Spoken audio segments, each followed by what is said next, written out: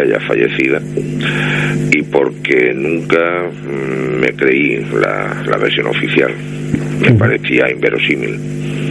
Sí, una versión oficial que hay que recordar que era pues una noche, salían tres niñas de unos 14, 15 años, salían a disfrutar pues de una noche cualquiera, de una noche especial en una fiesta, vamos a decir en una discoteca, cuyo nombre ya ha pasado a la historia como uno de los nombres, la discoteca Color, o Color, no sé cómo se dirá, que pasará a la historia precisamente por haber sido el lugar en el que nunca llegaron esas tres niñas aquella noche en la que desaparecieron sin entrar finalmente a esa fiesta. Y luego pues hay un cúmulo de curiosidades, de datos, de testimonios también que no se acoplan ni unos con los otros en referencia a las personas que vieron por última vez a las niñas, y que eso ha dado para un libro, por ejemplo, que tienes que como el Camino al Infierno, donde tú repasas además, José, unas claves, yo por ejemplo, que no conocía de otros autores, por ejemplo,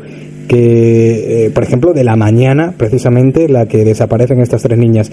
¿En qué se ha basado principalmente esta investigación y qué te ha diferenciado de otros escritores, como ya lo hemos mencionado, por ejemplo, de Juan Ignacio Blanco, que fue la persona que más estuvo metida con la familia, o por ejemplo de Francisco Pérez Avellán, que también tiene libros referentes al caso? ¿En qué te ha diferenciado? Bueno, yo creo que me he diferenciado poco con respecto a ellos. Juan Ignacio es un referente para todo el mundo que haya investigado el caso Alcácer, y el denominador común es que ninguno nos creemos a pies juntillas la versión oficial, porque si bien en un principio Paco Pérez Avellán parece que sí que comulgaba con la versión oficial, pues en las últimas fechas parece que tampoco está conforme con la versión oficial. Y bueno, no hay más que dar un repaso a lo que es el sumario oficial para darse cuenta de que hay muchísimos puntos negros. José, ¿qué hay? Soy Pablo, encantado de saludarte. Hola, buenas tardes. Pues vamos a empezar con las preguntas poco a poco. Si en algún momento hay alguna que por el motivo que sea no la quieres contestar, pues nos lo dices y pasaríamos a la siguiente, ¿vale? Bien, bueno, yo aquí tengo una serie de cuestiones que quería formularte. Por ejemplo, si realmente todo lo que es el crimen de Alcácer, ¿no?, es parte de una conspiración, ¿no?, y todo fue para el goce y disfrute de una serie de poderosos desalmados, ¿por qué entonces hacer aparecer los cuerpos y no todo lo contrario? Es decir, que jamás se supiera nada de las niñas. Es decir, ellos podían de algún modo pues haber dado rienda suelta, ¿no?, a sus perversiones, abusar de las niñas, matarlas, enterrarlas y olvidarse del tema. Pero entonces, ¿por qué entonces toda esta película que vino después, ¿no?, e implicar a Anglés y a Ricard arriesgándose de algún modo a que estos pues se fueran de la lengua, ¿no? ¿Por qué todo este jaleo que se montó? Bueno, mi opinión es que durante toda esa época, la década de los 90, era la época de la ruta del bacalao, con muchas discotecas de estas light, gente joven, una novedad en todos estos pueblos del interior de Valencia. Casos de estos oscuros ha habido antes de Alcácer y ha habido posteriormente, pero posiblemente ninguno ha tenido el eco mediático que tuvo el caso Alcácer. Sobre qué es lo que pudo pasar, por qué se involucra un par de personajes, un par de delincuentes de poca monta, como era el caso de Miguel Ricard o Antonio Anglés. Bien, probablemente porque eran bien conocidos, eran peones adecuados de algunas de las personas que de alguna forma, más directa o más indirectamente, estaban involucrados en esta trama. Es cierto que había personajes con perversiones sexuales, pero es posible que precisamente estas prácticas abominables hayan tapado realmente lo que pudiera ser el caso Alcácer. Lo curioso, claro, ya estamos dando por algunos daban por hecho y lo siguen dando que fueron Anglés y Ricard los autores. Curiosamente se puede decir que son dos perfiles, o sea, de uno de los dos conocemos su cara, y le conocemos su aspecto porque ya se le vio en su momento en los medios de comunicación, con el juicio y tal, que fue uno también de los más mediáticos en su momento. Pero fijaos una cosa, el libro de JJ Requena tiene una curiosidad que está en su portada y que me parece quizás una metáfora de lo que es el caso Alcácer en sí, porque vemos quizás a una persona con una capucha encima, pero no se le ve la cara, se le ven los ojos. Esto claramente, José, no sé por qué decidiste tener esta portada del libro, pero a mí me parece muy metafórico, porque es verdad que no sabemos realmente quiénes fueron los encargados de este gran crimen. Es verdad que la versión oficial sí nos tildan a dos en concreto, y de uno sí conocemos quién es, pero en realidad hay mucho oscurantismo, como representa así la portada de tu libro, de que en realidad no sabemos quiénes fueron. Bueno, es lógico que siga a día de hoy sin saberse quiénes podían estar detrás de esta trama, porque hablamos de unas prácticas que se llevaban a cabo de la Comunidad Valenciana, donde intervenían personas de alto estatus social, y lógicamente esas personas pues querían preservar de alguna manera y a toda costa pues dicho estatus social. Entonces, qué mejor que pues utilizar a un par de personas de no mucha relevancia criminal, pero que tenían o se les fabricó, especialmente a uno de ellos, una leyenda negra sumamente delictivo, una especie de enemigo público número uno, como era el caso de Antonio Anglés, un personaje pues al que se le cita como un gran maltratador de mujeres, cuando curiosamente este personaje era homosexual, y que además andaba en el mundo del tráfico de estupefacientes, atracador de bancos, y luego pues una especie de escudero, como era Miguel Ricard, que estaba pues muy enganchado en aquel entonces a las drogas. Uh-huh. Pero no era, por ejemplo, José, no sería, por ejemplo, o sea, yo por elucubrar, ¿no?, el hecho de que de cargarles a estas personas, ¿no?, con este terrible suceso, porque claro, como te decía antes, ¿no?, estas personas podían haber utilizado a las niñas para sus fines, haberlas enterrado y que nunca hubieran aparecido, ¿no? O sea, voy un poco con entonces la idea de que de algún modo todo ese se motivó, ¿no?, que apareciesen un día concreto. O sea, ¿tú crees que eso se escenografió de algún modo, que aparecieran concretamente ese día y de esa forma? Pues, a ver, oficialmente las niñas desaparecen un 13 de noviembre y aparecen un 27 de enero. Siempre se ha especulado con la posibilidad de que Fernando García, padre de una de las víctimas, estuviese a bastante distancia de aquí.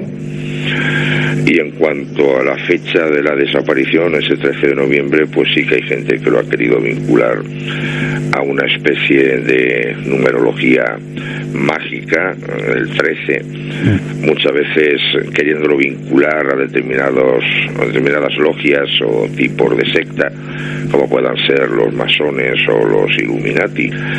Pero cuando hablamos del 13, que es un número cabalístico, un número presuntamente mágico, se olvidan de algunos detalles. Por ejemplo, no viene acompañado de la presencia mística del búho o, por ejemplo, del ojo de la providencia.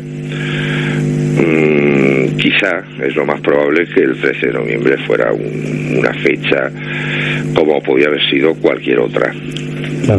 La cuestión está que, bueno, el tema de la numerología es una cosa que, por ejemplo, el compañero Mario Moreno, que lleva los temas de asuntos de conspiración en el programa, muchas veces nos ha contado la importancia que tiene el 11, el 13 o cualquier número capicúa para asuntos de la conspiración. De todas formas, a mí también me suscita verdadera curiosidad que en la introducción de tu libro también mencionas que una de las, no sé si decir fuentes principales también para elaborar el libro, la obtienes también de un plano extraoficial, de contactos con los servicios de inteligencia. ¿Es verdad esto? Sí, fue en concreto con una persona que ya entonces hacía bien poco que había dejado, estaba en la reserva en el antiguo CSIC, y que bueno, daba unas claves para entender esto, porque yo, como pienso que otras personas en un principio, pues se piensa siempre en estatus muy altos, como pueda ser una clase política en concreto, pero claro, si hablamos de una orientación política, la parte contraria hubiera utilizado esto para, de alguna manera, desprestigiar al rival, se lo hubieran puesto en bandeja. Entonces esto tenía que ir mucho más allá. Personas, al margen de su ideología política, pues con unas aficiones, unas prácticas perversas en concreto, o digamos en común. Iría mucho más allá de lo que es etiquetarlos en una ideología. José, de todas las personas que de una u otra forma vieron o hablaron con las niñas los instantes previos a su desaparición, como por ejemplo los amigos José Antonio Cano Yacer y Francisco Antonio Soria Chaveli, o la pareja formada por Juan José Herbás y Mariluz Sanz, quienes las llevaron hasta la gasolinera Mari, ¿hay alguna de estas personas que pudiera haber estado implicada en esa hipotética trama? Te pregunto esto por la cantidad de contradicciones y de versiones imposibles que dieron unos y otros sobre su contacto con las niñas en aquellos momentos. Sí, aquí hay, en ese punto en concreto, hay varias contradicciones. Por un lado, todos los amigos habituales de esa especie de pandilla o de grupo de amigos que formaban, pues todos ellos consideraban que las niñas no iban a Color, y solamente había uno de ellos, concretamente Cano Yacer, que al parecer pues sostenía la idea de que sí que iban a ir a Color. Es más, según la versión oficial y según la declaración de este sujeto, pues en un momento dado les ofrece la venta de unas entradas, y bueno, en el supuesto de que ellas no tuvieran entradas para esa fiesta, la fiesta de esa noche. Entonces, si verdaderamente iban a ir a Color, como sostenía este individuo, ¿por qué no se las compran a él? Y luego, referente a la pareja de novio formada por Herbás y su compañera Mariluz, hay una cosa que llama poderosamente la atención, y son las declaraciones de ambos, ya que si ambos, valga la redundancia, viajan en el mismo vehículo, lo normal es que ambas declaraciones coincidan, y uno cita una marca de vehículo y un color, y la otra cita otra marca distinta de vehículo y otro color del vehículo. Y además luego está el hecho de que cuando se les pregunta cómo regresan desde Picassent a Alcácer, mientras uno dice que los devuelven los mecánicos o personal que trabajaban en cierto taller de mecánica del automóvil donde iban a llevar el vehículo, en el que supuestamente trasladaban a las niñas, la otra sostenía en cambio que fueron unos amigos de su pareja quienes los hacen regresar a Alcácer. Entonces las dos declaraciones son totalmente contradictorias, y eso es muy extraño en dos personas que viajan en el mismo vehículo y comparten una misma situación. No entiendo cómo no hubo ahí en concreto una especie de careo por parte de un juez. Claro, hay que decir que esos dos testimonios eran de los más importantes porque fueron las últimas dos personas que interactuaron con las niñas antes de que oficialmente desaparecieran. Al igual que es importante el caso también, el testimonio de una de las vecinas del lugar, o de las mujeres que desde su balcón había visto supuestamente cómo las niñas entraban en ese coche misterioso, que sería pues la última vez que montarían en un coche con vida. Estas niñas, mejor dicho, que desaparecerían completamente del mapa del lugar, que son los testimonios de Francisco José Herbar Martínez, como estamos hablando, y de su acompañante Mariluz López García. Dos testimonios que, como ha dicho aquí Requena, en ningún momento concuerdan, que es algo que llama también poderosamente la atención. Pablo. Sí, eso es lo que dices, ¿no? O sea, cómo a pesar de todas estas contradicciones que hubo, cómo eso no se puso en cuarentena, o cómo no se, de algún modo, ¿no? En el juicio, cómo no se tuvo en cuenta, porque no es solo esto, evidentemente el caso está lleno de todo tipo de, de contradicciones y de puntos que no se sostienen. Sí, perdón te interrumpo, Pablo, pero también es curioso cómo aquí nuestro amigo autor también desvela detalles que quizás muchas veces no nos vamos a los antecedentes de un caso. Por ejemplo, de la misma mañana o de las horas previas a ese viaje que van a hacer a la discoteca Color, de la planificación que utilizan, que son muchos detalles que también son importantes para el caso, ¿no, José? También un poco la planificación de ese día a día, del mismo día de la desaparición, concretamente desde la mañana hasta que se encuentran con esa otra niña, esa cuarta niña que no fue a la fiesta, que fue Esther Díez. Eso también son detalles importantes que quizás no se han tenido tampoco en cuenta, ¿no? Bueno, yo creo que aquí hay demasiados detalles que no se tuvieron en cuenta, porque estamos todos los días viendo casos delictivos donde pues la parte defensora, los abogados defensores de presuntos implicados, pues se aferran a cualquier vericueto, cualquier vacío legal, cualquier defecto de forma para invalidar un proceso. Tenemos, sin ir más lejos, el caso del juez Garzón, que ordena unas escuchas y luego la parte contraria, pues de alguna manera utiliza este detalle como factor para invalidar todo un proceso, o sea, escuchas que por lo visto no eran legales para que todo el proceso se caiga, se venga abajo.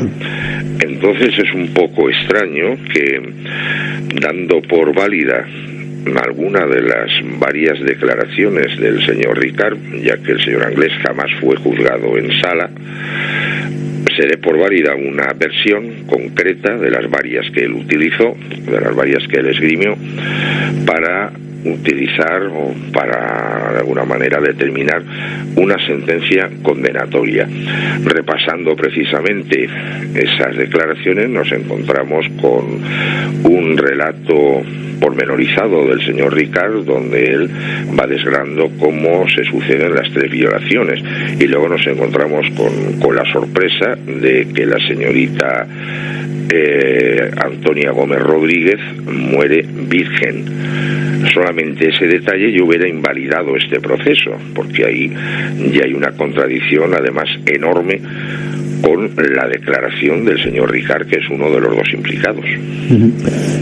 José, otra pregunta que te quería hacer. En alguna ocasión te he escuchado decir que pues la idea, o tú sostienes que la idea no era matar a las niñas, sino en principio iban engañadas, ¿no?, a algún tipo de fiesta y demás, donde imaginamos que pues se produciría una serie de abusos, ¿no?, y posteriormente con la idea a lo mejor de liberarlas.